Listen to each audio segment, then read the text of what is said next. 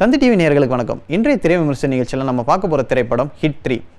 நடிகர் நானி, ஸ்ரீநிதி ஷெட்டி, சமுத்திரக்கனி போன்ற பலரும் நடித்திருந்த படத்தை வந்து சைலேஷ் இயக்கியிருக்கிறாரு. இந்த படத்தோட ஒன்லைன் என்னென்னா, ஒரு சைக்கோ கும்பலை நானி எப்படி கண்டுபிடிச்சி அங்கேருந்து பாதிக்கப்பட்ட மக்களை மீட்கிறா இருந்தால் அந்த படத்தோட ஒன்லைன் கதையாக இருக்குது.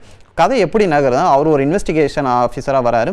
ஸ்டார்டிங்கில் அவர் 2 சைக்கோபேத் மர்டரை வந்து செய்கிறாரு. இதை வந்து ஒரு போலீஸ் ஆஃபீஸர் பார்த்துட்டு இதை நான் வந்து போலீஸ் டிபார்ட்மெண்ட்டில் கம்ப்ளைண்ட் பண்ண போகிறேன்னு சொல்லும் போது ஏன் இதை அவர் செய்கிறான்றது ஒரு ஃப்ளாஷ்பேக் சொல்கிறாரு. அப்போ ஜம்மு காஷ்மீரில் இதே போல் இன்வெஸ்டிகேஷன் ஆஃபீஸராக இருக்கும்போது அந்த சைக்கோபேத் மர்டரை அவர் வந்து பார்க்குறாரு. இன்வெஸ்டிகேட் பண்ணும்போது அதில் ஏற்படுற பிரச்சனை காரணமாக அவருக்கு ட்ரான்ஸ்ஃபர் ஆயிடுது.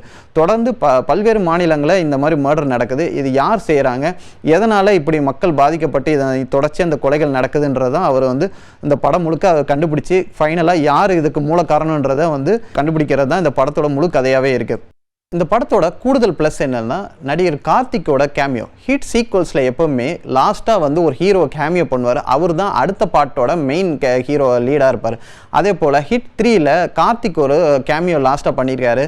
ஹிட் 4க்கு அவர் தான் லீடு கேரக்டர்ன்றது இந்த படத்தில் அதிகாரப்பூர்வமாக அறிவித்திருக்கிறாங்க. ஃபர்ஸ்ட் ஹாஃபும் சரி, செகண்ட் ஹாஃபும் சரி, விறுவிறுப்பாக தான் கதை நகருது. ஃபர்ஸ்ட் ஹாஃபில் வேறு ஸ்டேட்டில் இந்த இன்வெஸ்டிகேஷன் நகருது. அதுபோக குறிப்பாக ஜெய்ப்பூரில் நடக்கிற ஒரு சேசிங் சீக்வன்ஸ் வந்து நல்லா அற்புதமாகவே அமைஞ்சிருக்குன்னே சொல்லலாம். நடிகர் நானிக்கும் ஸ்ரீநிதி ஷெட்டிக்கும் ஃபர்ஸ்ட் ஹாஃபில் வந்து 2-3 லவ் ட்ராக் சீக்வன்ஸ் இருந்தாலும் பெரிதளவில் ஸ்ரீநிதி ஷெட்டிக்கு ஃபர்ஸ்ட் ஹாஃபில் ரோல் இல்லை. செகண்ட் ஹாஃபில் ஒரு போலீஸ் ஆஃபீஸராக அவங்க வராங்க. பிறகு செகண்ட் ஹாஃப் ஃபுல்லாக நானியோட அவங்க ட்ராவல் பண்ணுறாங்க.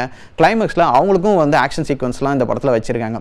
செகண்ட் ஹாஃபில் கதை வேகமாக நகருது. கடைசி ஒரு அரை மணி நேரம் ஒரு ஜம்ப் பேக்ட் ஆக்ஷன் சீக்வன்ஸு, ரத்தம் தெரிக்கிற அளவுக்கு சில சொல்லுவாங்க, அந்த டிஷ்யூ பேப்பர் கர்ஷிப்லாம் எடுத்துகிட்டு போயிருங்க தேட்டருக்கு, அந்த அளவுக்கு ரத்தம் தெரிவிக்கிற அளவுக்கு ஆக்ஷன் சீக்வன்ஸாக இருக்குது.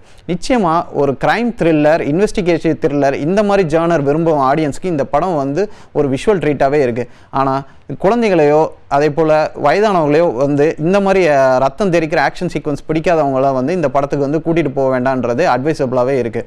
மொத்தத்தில் இந்த படம் எப்படி இருக்குன்னா, நல்ல ஒரு ஒன் டைம் ஒர்த் வாட்சபிளாக தான் இந்த படம் இருக்குது. வேறு ஒரு திரை விமர்சன நிகழ்ச்சியில் வந்து உங்களை சந்திக்கும் வரை உங்களிருந்து விடைபெறுவது உங்கள் ராஜா.